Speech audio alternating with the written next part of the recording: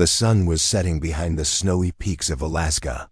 The sky was painted red, and the cold winds whispered through the trees. Far from the cities, hidden between frozen hills, stood an old observatory. No one cared about it anymore. Its antennas were old, its computers slow, and its walls cracked. But inside, something important was happening. Rayan, the night janitor, pushed his mop across the floor. He wore thick glasses, a simple blue coat, and never spoke much. People thought he was just a quiet cleaner. But Rayan was more than that. He had once served in the Deep Space Division of Earth's secret military. He had been a signal specialist, one of the best. But after a bad mission and many deaths, he walked away and never returned. Now he lived in silence, sweeping floors, drinking black coffee, and listening to the stars. That night, a strange beeping sound echoed from the control room. The scientists had gone home. The night shift operator was asleep in his chair. Rayan heard the sound and slowly walked in. The radar screen blinked. A signal was coming through, repeating every 10 seconds. Beep, Zur, help, not alone, orbit, orbit, not safe.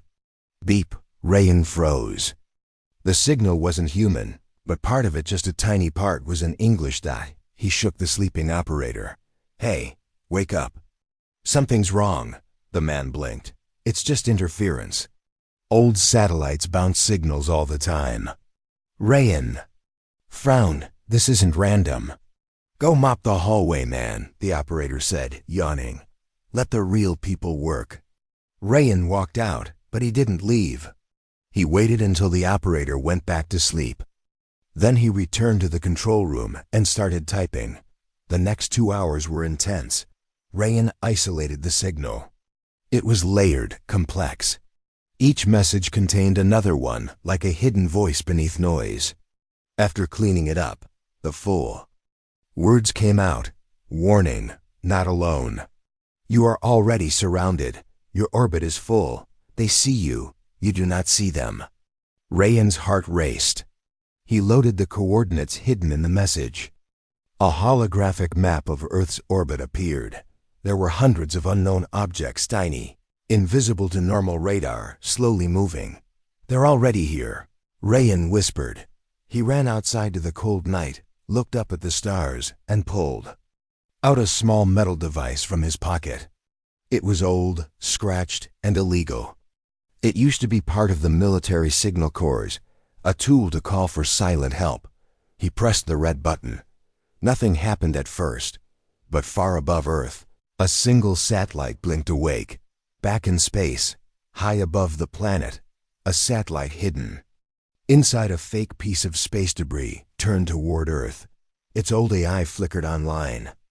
A low voice spoke from it. Phantom protocol unlocked. Awake, watching.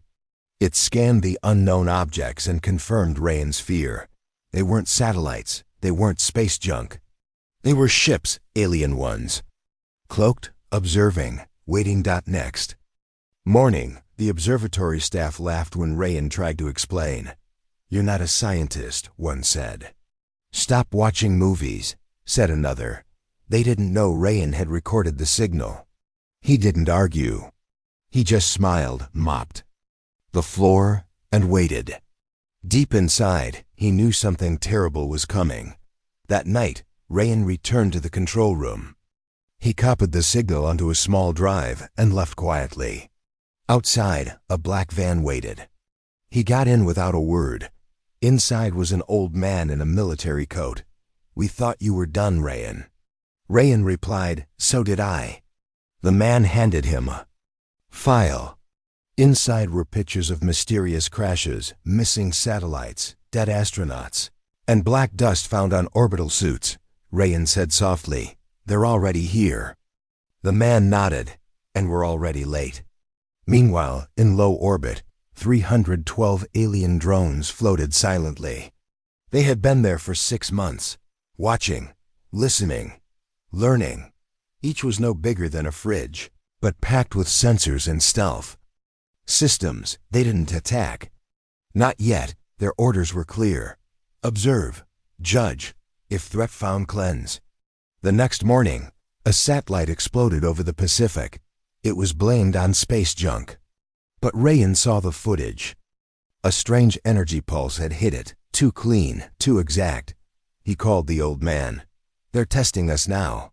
Agreed. We need the base. Rayan paused. You still have the key? The man smiled. You do. That night, deep beneath the Arctic Ocean, something massive woke up. It was Earth's last secret SciFi, hidden orbital launch system buried in the ice. It hadn't been used in 20 years. 4 black ships, shaped like arrows, launched into orbit. No flags, no lights. Pure stealth. Human weapons, built not for war, but for final war. Rayan watched them fly from a silent bunker. Let's see if they're still afraid of us. High above, the alien drones detected movement, but the stealth ships were invisible to them. Earth had learned from its old enemies. One drone blinked red. Its data showed new energy patterns, strange human designs, not like anything they had seen before. Back at the alien command, far beyond the moon, a being with long fingers and silver eyes stared at the message. It whispered to itself, "They are not what we expected." At the observatory, the staff finally noticed the missing files, missing signals, and strange code left behind. They called for help, but Rayan was gone. In a secret room on the black ship Helix 7, Rayan sat beside a large screen. The signal was still playing. But now, another voice had joined it. This time, it was fully human. "We hear you now. We see you, and we are not afraid." One of the alien drones suddenly spun out of control and exploded. The others blinked in confusion. They sent a report. The message returned. They were supposed to be silent. Why are they not silent? On Earth, governments denied everything. News channels said it was all weather balloons or technical issues. But in the shadows, military units prepared. Satellites moved. Defense systems shifted. And the 4 black ships floated above the world like ghosts. Rayan stood at the ship's window. Earth looked peaceful below. But he knew better. He whispered. To himself, they thought Galactic was too far. They were wrong. Behind him, the ship's captain said, "We've been in orbit all along. We never left." The station was dead. Commander Tessa Mara floated through the docking tunnel of Orbital Relay Station 9, calling out, but no one answered. Her boots clicked against the metal floor as the emergency lights flickered red. The control panels were dark. The air was thick, too thick. The station's oxygen system was still running. But where were the people? She reached for her sidearm. Her crew 3 space engineers waited behind her. They had returned from a simple repair mission outside the station. When they left, the station had 54 people on board. Scientists, pilots, technicians. Now, the halls echoed like a tomb. Mara stopped at the medical bay. The door was open. She entered slowly. Beds were empty. The lights blinked. On one wall, someone had scratched words into the glass. They walk without sound. Main story begins. Mara locked down the medical bay and contacted Earth. Static. No response. She ordered the engineers to search Sector B. She headed alone toward the command center. On her way, she passed personal items, shoes, mugs, jackets left. As if people had vanished mid-task. No signs of a fight. No blood. No alarms had gone off. It looked like people had simply stopped existing. When she reached the command center, the doors were locked. She typed her clearance code. The doors hissed open, and there, sitting in the dark, was a man. He was reading a book. Rayan looked up slowly and said, "Took you long enough." Mara's eyes narrowed. "How are you here?" He pointed to the ship outside the station. "Helix 7. I came through the vent system. They didn't see me." "They?" Rayan stood. "Drones, small ones, alien. They're not attacking. They're studying, watching, like ghosts. I think they've already taken the others. Taken where? I don't know. But I found something worse. Rayan turned on the large central screen. It showed the outside of the station, dozens of small black dots moving silently across space. They're cloaked until they're close, he said. We only saw them when one passed too near the thermal vents. They reflect no radar, but they react to sound. Sound? Yes, human voices, breathing, movement. That's why the station is silent. The crew might still be here, just hiding. Mara's blood ran cold. They searched the crew quarters next dot. It was like walking through a forgotten city. Blankets still. Warm. Food half-eaten. Lights flickering. Nothing broken, but something missing. Rayan stopped at a locker and opened it. Inside was a recording device, still running. He played the last recording. This is Lieutenant Saru. We heard whispers. Through the walls. Shadows moved without air. Then people began to sleep and not wake up. I think they're being studied or copied. We can't scream. We can't even cry. They hear everything. Then silence. Mara whispered, "This is a trap."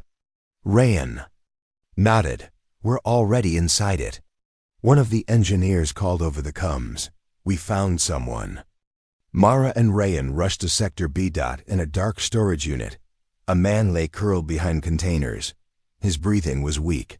His eyes were wide open, but he didn't move. Mara checked his ID. Dr. Levin, bio-expert. Rayan scanned him. He's alive, but his brain activity is strange. His mind is moving too fast, like he's trapped in a loop. Suddenly, the station shook. An alarm flashed. Pressure breach in Sector D. Rayan and Mara looked at each other. That section had been sealed since they arrived. Someone opened it, she said. Or something, he replied. They raced through the hallways, guns ready. Inside Sector D, the walls were covered in black residue, thick dust, like ash. It wasn't from fire. It moved like it was alive, sliding away from their boots. Mara whispered, "Is this what's left of the crew?" Rayan didn't answer. He just aimed his scanner. The reading was off the charts, not biological, not fully machine. A hybrid. Suddenly, a loud bang echoed from behind. The door slammed shut. They were locked in. Red lights lit up, and gas sprayed from the ceiling vents. Rayan grabbed Mara and pushed her behind a sealed box. "Hold your breath." They stayed down for 5 long minutes. The gas stopped. Rayan crawled forward and opened the door using a manual override. They escaped back to the main corridor. Behind them, inside the room, the black dust was forming into a shape humanoid. Watching, back in the command center, Rayan connected the data to Earth. Again. Still static. But suddenly, a voice came through. "Rayan, this is Skyvo Command. Do not return to Earth. They are already among us." Then the signal cut off. Mara slammed her fist on the console. "We're blind. We're surrounded. And we can't even scream for help." Rayan looked at the ceiling. "We don't need to scream. We need to show them what humans do when we're silent." He entered a new code into the console. The ship Helix 7, floating outside, turned toward the alien dots. 4 secret payloads were activated. Each contained high-frequency sonar designed to track cloaked ships through echo pulses. The human mind couldn't hear them, but machines could. He clicked the launch button. A deep, silent pulse spread across orbit. One by one, the alien drones blinked. Their systems flashed red to them. It was like a scream. A threat. A challenge. Rayan whispered, "Now they know we can see." 3 of the drones powered up weapons. They turned toward the station. Mara shouted, "We made them angry," Rayan replied. "Good." Suddenly, from behind the moon, a second human ship decloaked, the Revenant, a warship built in secret. It had no crew. Just AI, and one job, hunt. Anything not from Earth. It opened fire. The first alien drone exploded in a flash of light. Then another. And another. The remaining ones scattered, retreating into deep space. Silence returned. Rayan and Mara stood side by side, watching the stars. "Do you think this is over?" she asked. "No," he said. "This was only their test. The real ones are still watching. What do we do now?" He turned slowly. "Now we wake Earth up, we prepare, because next time, they won't just observe." Mara walked toward the cryopods. Dr. Levin was inside one now, frozen, safe. Rayan stared out the window. "They thought we were blind, that we were behind. That galactic was too far," he said, "but we were already in orbit. And we were already ready, all over Earth." Screens flickered. Phones buzzed. News channels froze. Radios played only one sentence over and over again. "Earth has never been alone. The orbit is full. They know what you are." People panicked. Some screamed. Others thought it was a prank or a virus. Governments blamed each other. The truth was too heavy, too strange to accept. Only a few knew it was real. Rayan, Mara, and a handful of others watching from space. Rayan sat quietly in the control room of the Revenant, staring at the last decrypted piece of the alien signal. It said, "They were made for war. But they forgot. Wake them, and the stars will burn again." Rayan whispered, "They're not just afraid of us. They remember us." Main story begins. Rayan sent the full decoded signal to Skyvo Command. But the reply came from someone unexpected. Private line opened. A young woman with a military tag labeled NOVA appeared on the screen. "This is Commander Yara from the Cold Orbit Division. You've triggered Phantom Protocol. Do you confirm visual contact with unknowns?" "Yes," Rayan replied. "Then it's time. Time for what?" Yara's face was calm. "Time to show the galaxy who humans really are." Back on Earth, inside a secret mountain base, an old general unlocked a vault that hadn't been opened in 50 years. Inside were old metal boxes, each one glowing with cold blue lights. They were memory cores. From a time before Earth's current history, a time when humans fought in other star systems, he whispered. "They buried the truth. But now we unbury it." Mara floated through the Revenant, reading files Rayan gave her. "You really believe all this?" she asked. "That we were advanced before? That we were moved here on purpose? That we were meant to forget?" "Yes," he said. She shook her head. "It sounds like a fantasy." Rayan opened a file and showed her an image, a round planet. Not Earth, but filled with oceans and cities, and giant rings around it. This was found inside a crashed probe. The planet is gone now. But this image is 150,000 years old, and the humans in it look exactly like us. Mara sat down. "What does it mean?" Rayan stared into space. "It means we didn't evolve here. We were put here. Hidden, locked away." Just then, the Revenant detected a launch, not from Earth but from Jupiter's orbit. Small ship, human-made. But no one on Earth claimed it. Mara activated the scanner. "It's broadcasting a call," she said. Rayan listened closely. The voice was robotic, slow, and deep. "Human signal confirmed. Cold engine unlocked. Pathway to the archive has opened. Prepare for return." Rayan's eyes widened. "The archive." He turned to Mara. "There's a second fleet. One built before us, older than our wars, buried out there." They followed the ship silently as it drifted toward a moon of Jupiter Callisto. On its surface was nothing unusual, but underground they found it. A massive door, larger than a city, lay buried beneath ice and rock. Symbols glowed across its metal skin, human symbols. But they were in no known language. Yara's face appeared on Cums. "We've waited 80 years for someone to find this. You just unlocked the cold truth." The door opened. Inside was not just one ship, but an entire fleet. Sleek, dark, powerful. They had no windows, no bridges. They were controlled not by people, but by thoughts. Human thoughts. Mara stepped onto one and felt it. The ship responded to her heartbeat. "These ships were made for us," she whispered. Rayan nodded. "We just had to remember." Yara explained the rest. Thousands of years ago, humans ruled a part of the galaxy. But a civil war broke them. One group turned dangerous. The others chose to hide. They wiped their own history, hid the weapons. Left behind. Clues. Until the day they would be needed again. That day was now. As the cold orbit fleet awakened, alien drones began returning, but this time, they weren't observing. They were marking targets. Earth stations blinked out. One by one, satellites fried. Space telescopes stopped working. Then a new voice entered. "Earth's network, you were not meant to wake. You broke the silence. Now judgment begins." Rayan ordered the fleet to rise. Mara climbed into control core of the lead ship, Sentinel-9. It sensed to her instantly. From orbit, the world watched as strange black ships, clearly not from Earth, rose into view. Governments demanded answers. None came.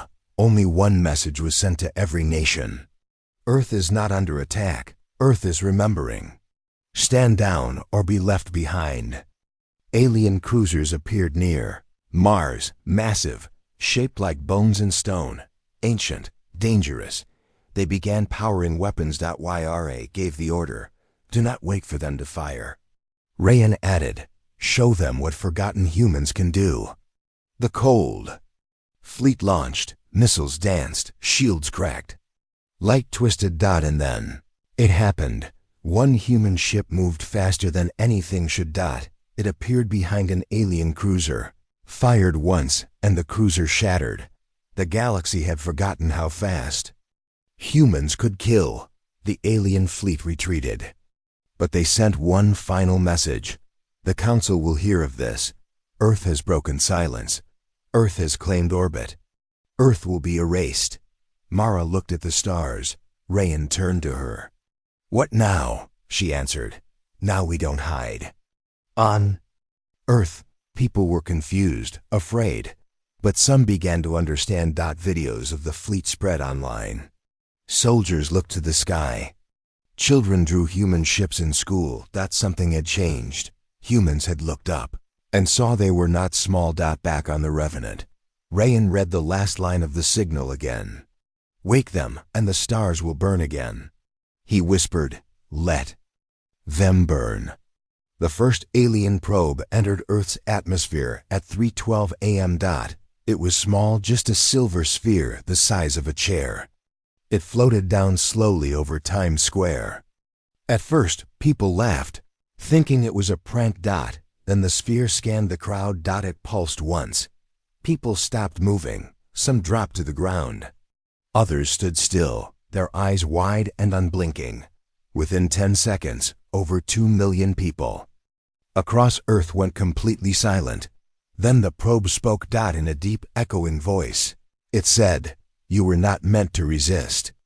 You were made to fall. But it was wrong. Main story begins. Rayan stood in the command room aboard Sentinel-9, eyes locked on the screen showing Times Square. Mara's voice came through the speaker, tight with urgency. We're seeing the same thing in London, Nairobi, and Tokyo. All probes acting the same.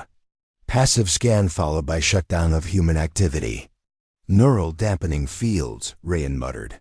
They're using thought disruptors. How do we fight something we can't see? We don't fight it, we override it. Back in the Arctic, deep inside Skyvo Command, Commander Yara opened an old drawer. Inside lay a dusty black box labeled Project Hollow Mind. It had been abandoned long ago. The project had studied humans who had rare brain patterns immune to outside control. Get me the names of every subject from this program. Yara ordered. One name lit up the screen. Tessa Mara, Subject 0. Mara blinked. You're saying, I'm immune to whatever these probes are doing. Rayan nodded. That's why it didn't affect you. You're a Holomind. You were never made to be controlled. She stepped closer to the control core of Sentinel-9. Then let's take the fight to them. Earth's defense satellites. Lit up. Using data from the probes, Rayan developed a counter-signal, a kind of sound humans couldn't hear, but which canceled the alien field. He called it Project Echofire. It was uploaded into every Cold Fleet ship. Mara gave the order. Broadcast. Everywhere. Within minutes, people across Earth began to move again. They coughed, gasped, and cried. Some had been frozen for hours. Others were just waking up, but they were alive. The alien probe in times. Square tried to lift off. It didn't get far. A Cold Fleet drone fired a single bolt of energy and melted the probe mid-air. The message was clear. Earth would not be silenced. The next wave came quickly. Alien ships dropped thousands of metal pods across the oceans. Each one held drone soldiers, tall, thin, with long arms and emotionless faces.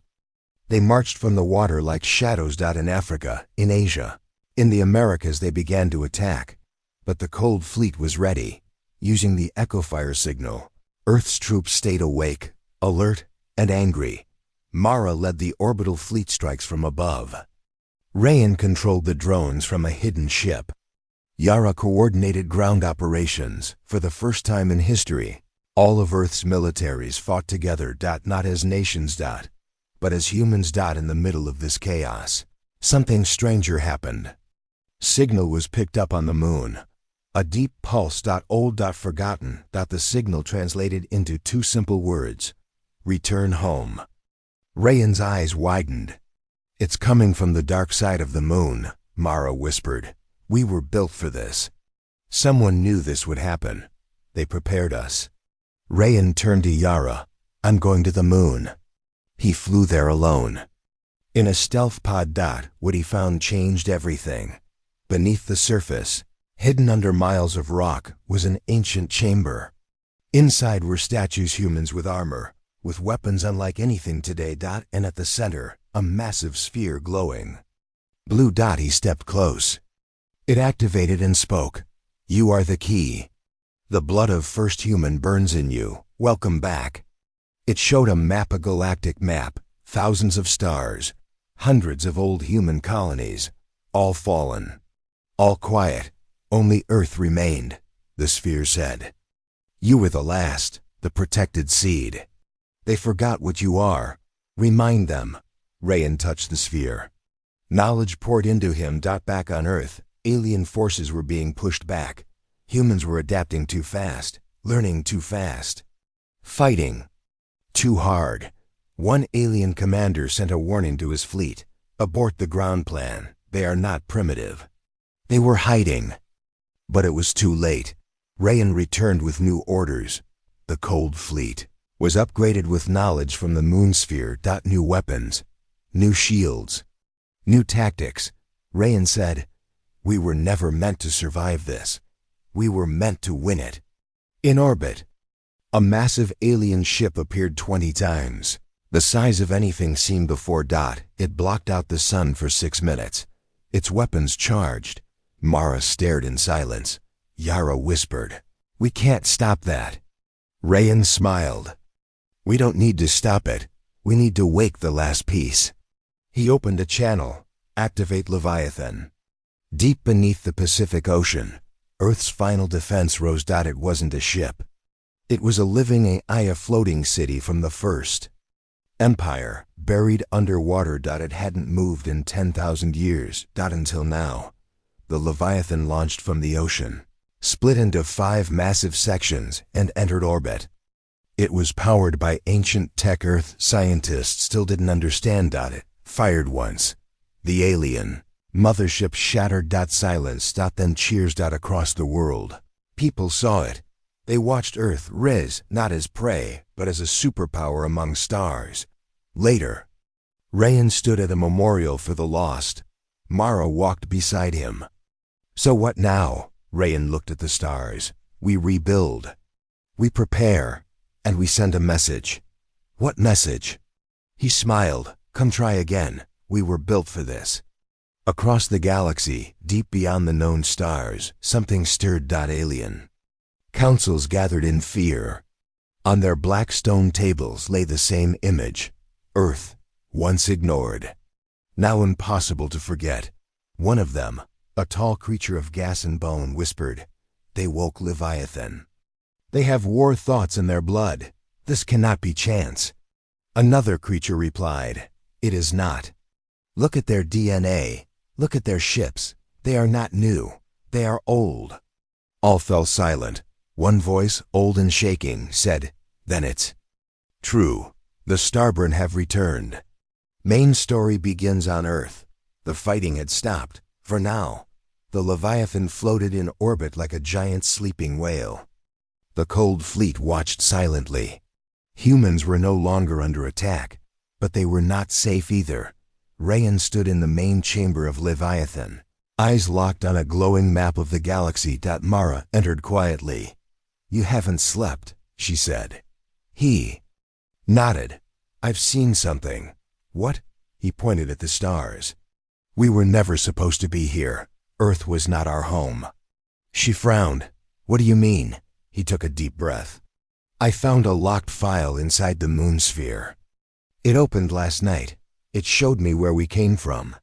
Mara stared, and Rayan tapped a star system one so far no probe had ever reached.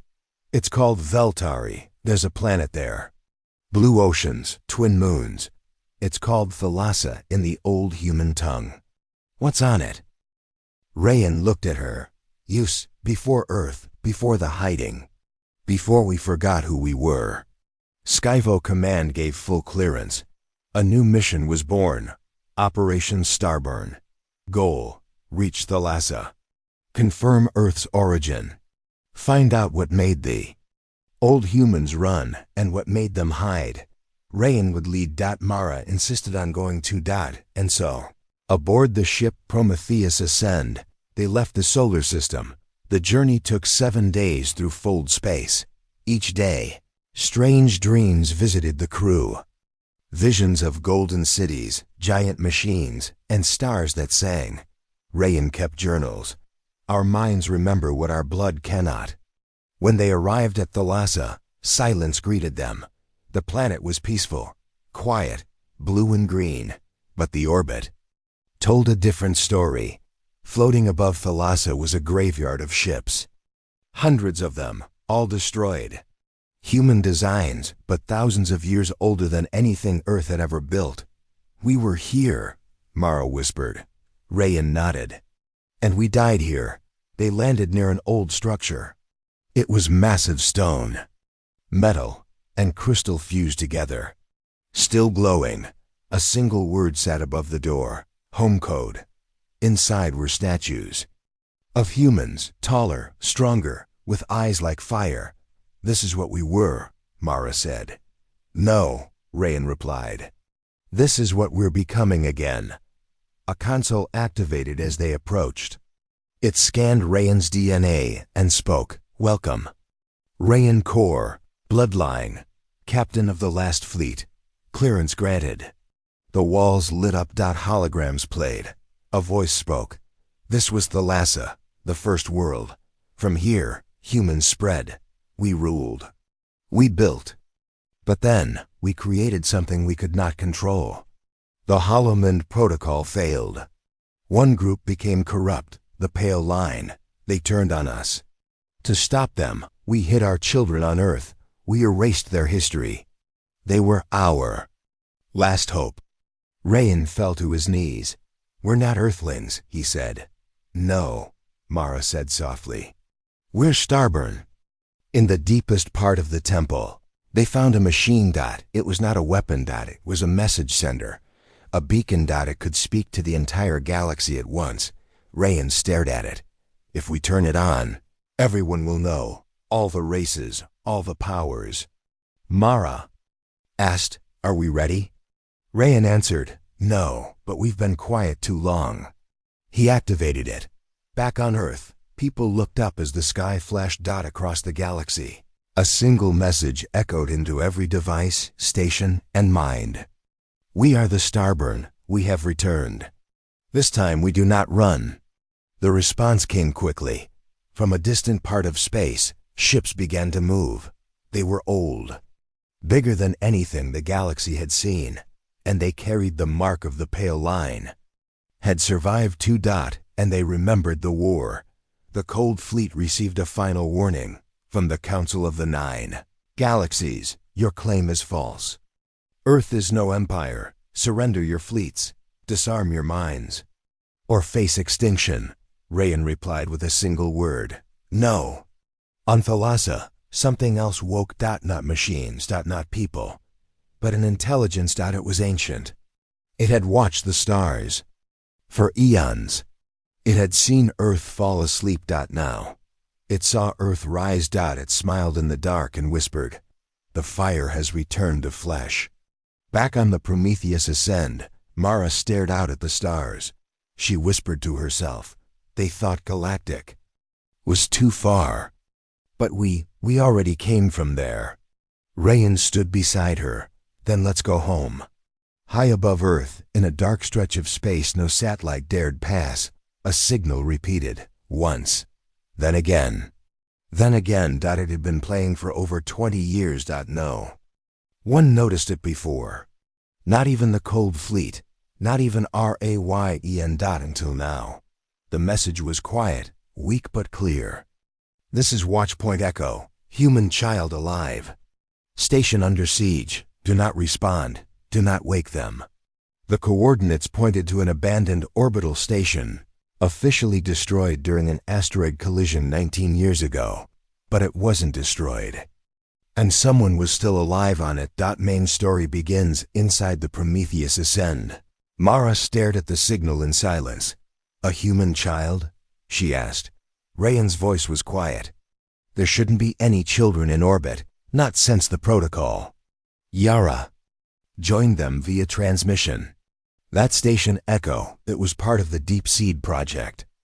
Before the silence, before the truth about the Starbound was lost, Rayan looked serious. If it survived, then someone kept it alive, even after everyone else forgot. The Cold Fleet rerouted. 5 ships moved silently toward the far edge of Earth's orbit, past where most satellites ended, past where alien cloaks had once lingered. They found Echo stations spinning slowly. No power, no lights, no life signs, but the signal was still playing. Rayan, Mara, and 2 soldiers entered through the emergency lock. The air was thin, cold, heavy, with dust and silence. Lights flickered only when touched. Machines were frozen. Screens broken. Then they heard it, a soft hum, a melody, a child's voice. Humming in the dark. They found her in a sealed chamber. No older than 8. Floating in 0 gravity. Wires connected to her head, chest, and hands. Monitors flashed strange codes. Mara whispered, "She's not just alive. She's connected." Rayan scanned her vitals. The results made no sense. She's broadcasting every second, across thousands of frequencies. Her brain is a living transmitter. Mara leaned closer. Then who was protecting her? Just then, the wall shook. A deep sound echoed through the station, metal grinding. Not from inside. From outside. Rayan checked the feed. "Something's docked with us," he said. On screen, a ship, alien. Unlike anything seen before. It wasn't a warship. It looked like age. "Get her out," Rayan ordered. "Now." But the moment Mara touched the child's pod, the entire station came alive. Lights lit. Screens glowed. And a deep voice spoke. "Child Class Subject 73. Status: active. Guardian Protocol online. Defense systems unlocked." Turrets rose from the walls, and outside, the alien ship fired its first shot. But instead of hitting the station, it was reflected. By what? By a shield. One never seen before. The girl opened her eyes and said, "They're coming for me." Rayan knelt beside her. "Who are you?" She looked at him calmly. "I don't know my name, but I know I'm not alone in here." "In where?" Mara asked. The girl touched her head. "In me. There's something old, something big. It wakes when I dream." The alien ship began releasing drones, hundreds of them, shaped like insects, but none reached the station. The turrets fired silently, with perfect aim. Each drone blinked and died in mid-space. Then, from deep inside the station, something launched. Not a missile, a pod, golden, engraved with human symbols older than any Earth language. Yara's voice came through Rayan's ear. "That's Seed Tech, Level 0, that child. She's not just human, she's encoded." Back in Leviathan, Skyvo Command ran emergency scans. The girl's brain matched no living human, but her DNA matched something else. Something found in only one place, Thalassa. Rayan stared at the child. "You're not from Earth, are you?" She nodded slowly. "No, but I was sent here to wait. For what? For you. For the Starburn. So I could show you what's really orbiting your world." She reached out and touched the wall. It melted. Behind it was a hidden room. And in that room a map. A massive one. It showed Earth. And surrounding Earth. Hundreds of cloaked objects. Not alien. Human. Old human. Ships. Vaults. Weapons. Data cubes. Sleep pods. Floating silently. Sleeping. Forgotten. Mara whispered, "All this time we thought our orbit was full of alien spies." Rayan added, "But it was us, our ancestors, watching, waiting." The girl floated closer to the map. "You weren't just left on Earth. You were guarded, hidden behind layers of your own past. What happens if we wake them all?" Mara asked. The girl turned. "The galaxy remembers fear. But if you wake them, it will remember fire." Just then, a second alien fleet arrived. Bigger than before. They weren't here to study. They were here to erase. Rayan looked at Mara. She nodded. "Wake them," he said. All across orbit, hidden ships came alive. Engines blinked.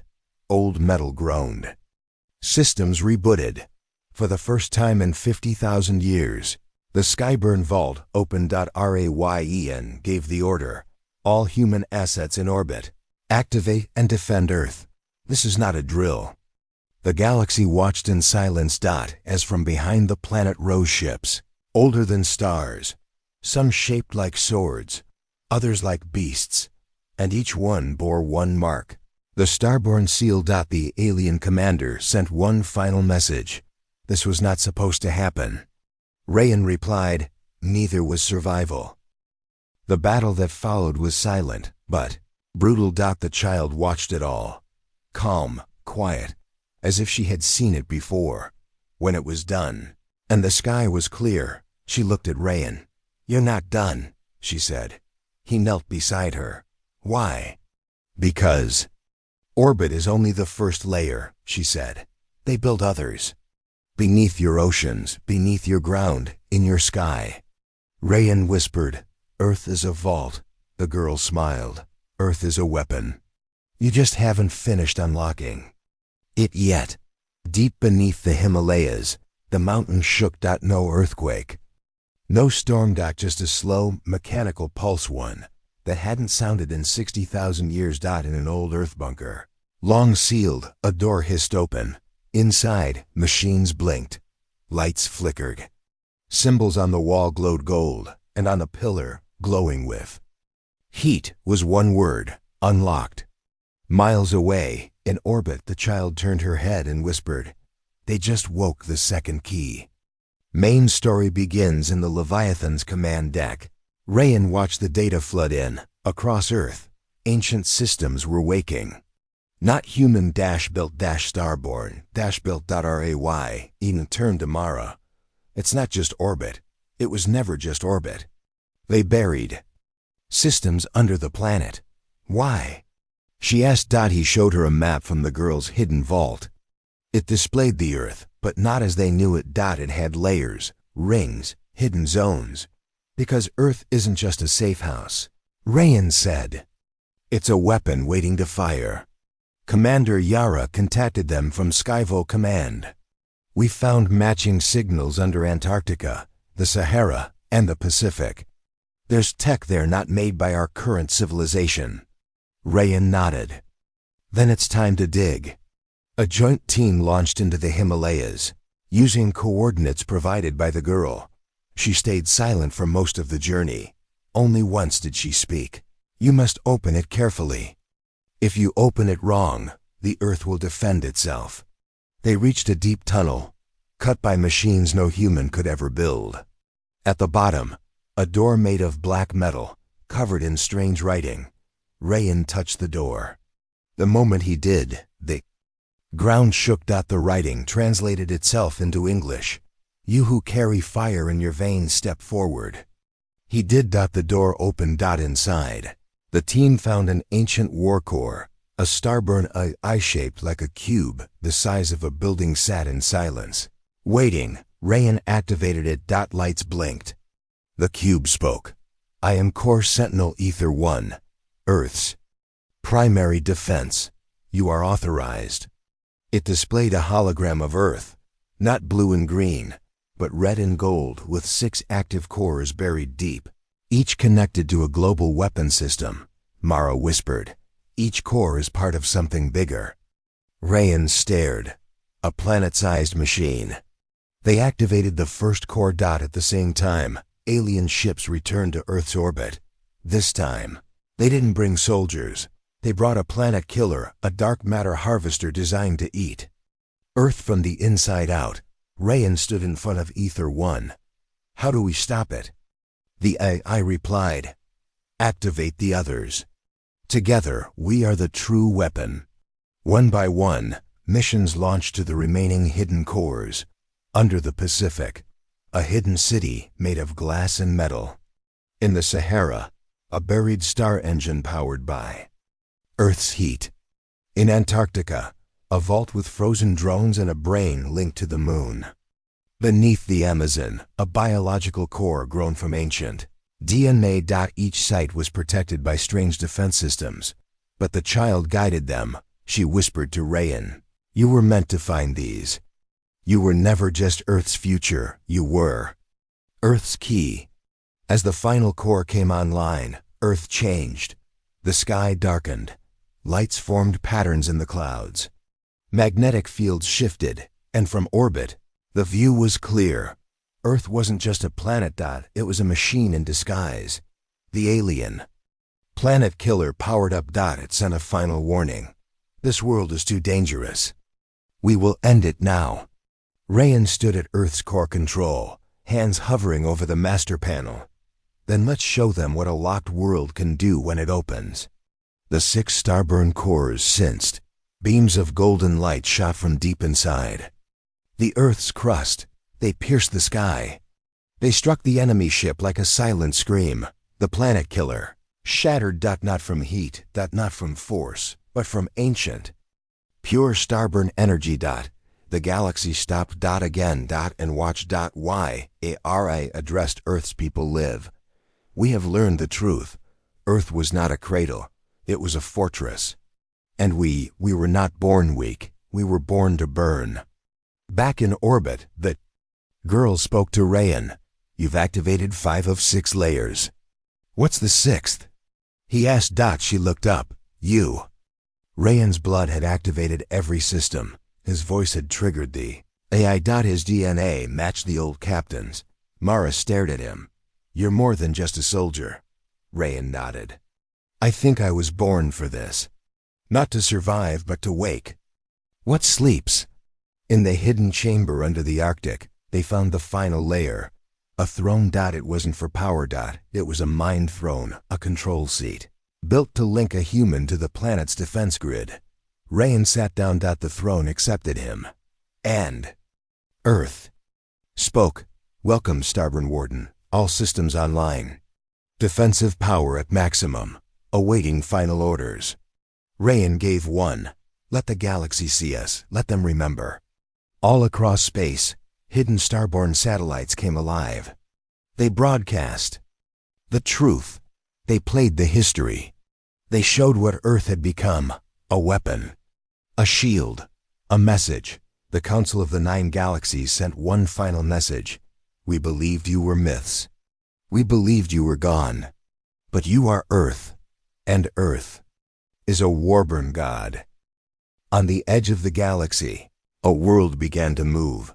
Not rotate. Move. It had been still for millions of years. Dead. Empty. Cold. But when Earth's systems activated, this faraway planet responded. Its surface cracked, its skies burned, and across the stars, a voice returned, one that had not spoken since the fall of the First Empire. Signal received. Earth is awake. We may now rise. The world that had waited, Galthera, was not a planet at all. It was a vault, built by the original Starburn, and it had just opened its eyes. Main story begins. Rayan stood inside the Leviathan throne, his mind fully linked to Earth's ancient systems. He could feel everything, the hum of power under mountains, the orbiting fleets of forgotten ships, the defense grids woven into the air itself, and something else. A pull, not from Earth. From beyond. From Gal Thera. The child sat beside him, calm and still. You unlocked Earth, she said.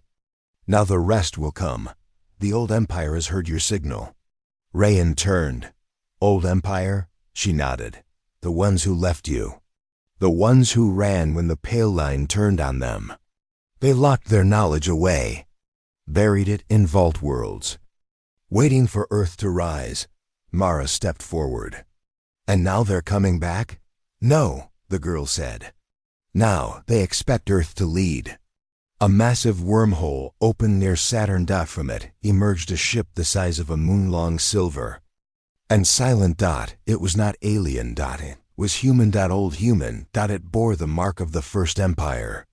But no crew answered hails, Yara said. That's not a ship. It's a message, Rayan agreed. It's time to go to Galthera. Aboard the Cold Fleet's finest vessel, Dawnreach, Rayan, Mara, and the girl began the journey. Fold travel was strange now. Earth systems had given them more than weapons. They had given star lanes shortcuts through space built by the Starburn, and they all pointed toward Galthera. When they arrived, they found it exactly as the ancient maps described, a gray world, quiet, covered in hexagonal towers. No cities, no oceans. Only one structure stood tall, a massive spire made of gold and stone. Rayan and Mara entered. Following symbols only Rayan could read. Inside, they found a chamber of memory, thousands of statues, each one human, each one glowing faintly. The girl whispered, "These are the ones who made your path. They gave up everything to give Earth its second chance." At the end of the hall, a throne waited, but this one was empty, not abandoned, reserved.